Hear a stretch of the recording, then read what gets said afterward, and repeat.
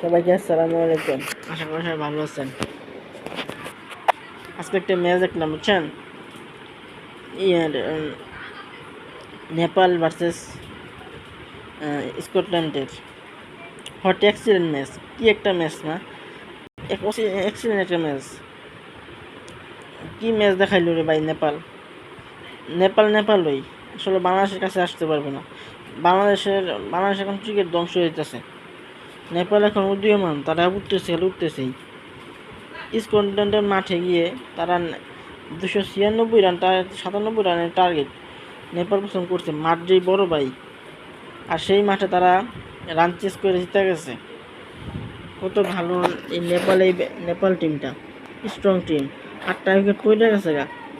Excellent match.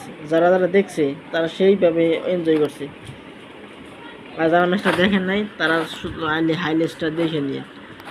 আসলে নেপাল অনেক ভালো খেলছে, অনেক জিতছে ম্যাচটা। স্পেশালি করণ গেছি লাস্টের মুহূর্তে 70 রানের উপরে করছে। সেই ম্যাচ একাই জিতাই দিছে। লাস্ট ওভারে 9 উইকেট পড়ে গেছে, তারপর লাস্টে বলে ওয়াইড দিয়ে 1 বলে 1 রান লাগে, সেখানে ওয়াইড দিয়ে ম্যাচ জিতছে।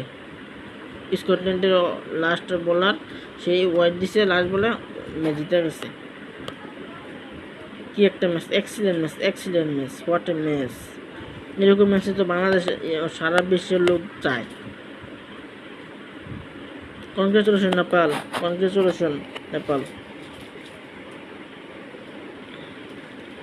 থ্যাংক ইউ নেপাল টিম, এমন সুন্দর একটা ম্যাচ উপহার দেওয়ার জন্য। ভালো থাকবেন, সুস্থ থাকবেন। ধন্যবাদ সবাইকে।